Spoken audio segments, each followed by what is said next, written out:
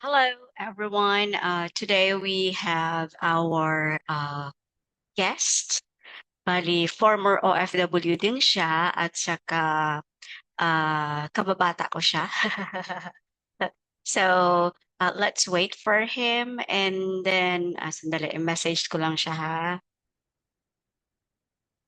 So ngayon pag-uusapan natin yung background niya at saka OFW journey, tapos ano yung naging negosyo niya, ano for good siya sa Pilipinas. So may negosyo siya actually sa Pilipinas, and then right now he's into something like educating the OFW about investing your finances or your hard-earned money sa Pilipinas, ganoon. So kaya in-invite ko siya kasi mas maganda na meron tayong isang expert na mag-ano sa atin, mag-advise sa atin kung ano yung magandang gagawin sa mga pinaghihirapan natin sa abroad yun. Kasi hindi lang naman na forever tayo, hindi na tayo bumabata, nagkakaroon na tayo ng wrinkles. So, mas maganda na ma-educate tayo. Although na may knowledge naman tayo. So, kailangan lang siguro natin ng maliit na top. Kabayan, ganito, yon. So, while waiting for him, parang natagalan ata siya sa paghanap ng angle. Naghahanap daw siya ng angle. Kasi siguro gwapong-gwapo siya sa camera. Ganun. This thing is being recorded. Oh, pinakawit. Pinakawit. It's audible. Uh, ito kababata. Huh? Recorded na to, recorded. Uh, uh, Can you hear you, me? you can edit. Yeah. You can edit this one later. Oh, No, yeah. just give me a bit. I don't know how to use backgrounds. It's fine. It's okay. You've got a beautiful background. Beautiful backgrounds with the stuffed toys. No, Yeah, oh, blackout dyan. Tapos nakatuxedo ka. yeah, of It, course. mainit. Okay. So anyway, everyone, let's welcome my kababata, Enle Amable. Yeah, that's good. Speaker of the house. I don't know where. Yeah. Sorry Okay about na. my face. You cannot change my face anymore, except for Bello. Okay. So, as what I have said a while ago, I invited my kababata. It's because former OFW din siya, and then he's now into business and then into investing. Kaya marami tayong matututunan sa kanya sa, buhay OFW at saan natin dapat ilalagay ang pera natin pag we are waiting for us to mag for good na sa Pilipinas. So, background lang Yeah. konti kababata, yun. Can you tell us about your experience working as an OFW sa Singapore? Nag-Singapore ka, right? And then Emirates ka rin? What was your Yeah. background again? Okay.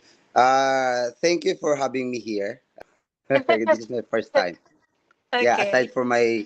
aside from my interview way back overseas. So this is my first time doing blogs or anything. So I don't know. Uh, Okay.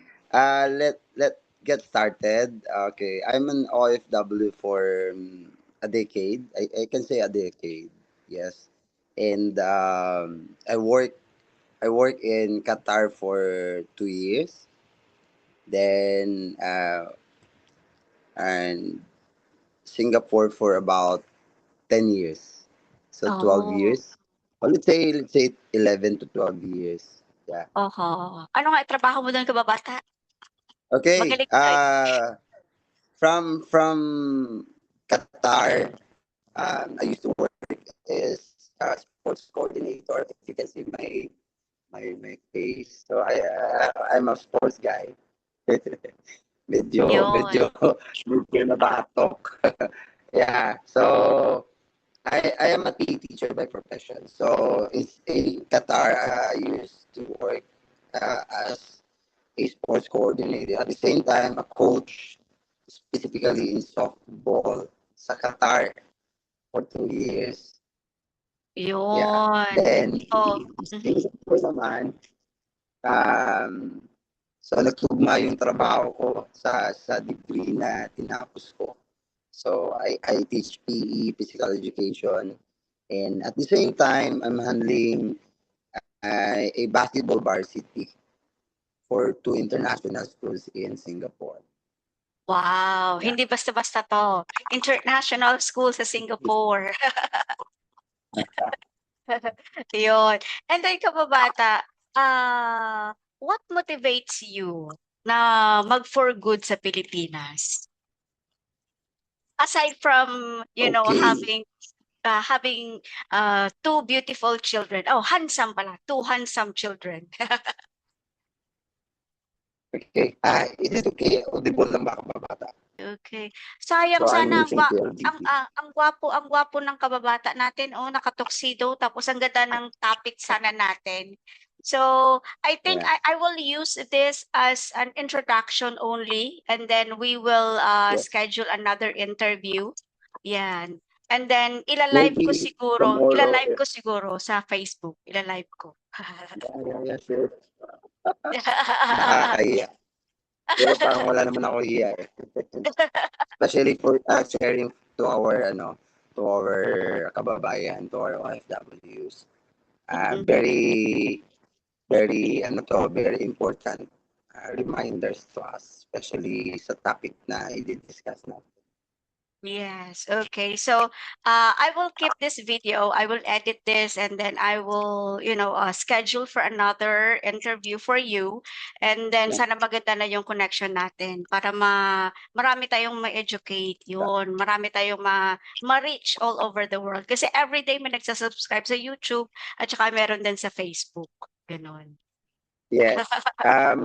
Okay. Because I Yeah. will be in the office. Or maybe, Tuesday.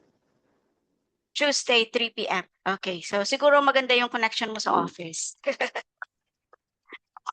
Yeah, Okay. exactly. All right. Thank you, kababata, and I'll see you again on Tuesday sa mga ano natin dyan. See you again on Tuesday with our guest again. All right. So bye-bye. Again, thank you so much for having me, and looking forward to discuss the importance of our topics, especially Yes. to our OFWs. Okay. Okay. Bye-bye.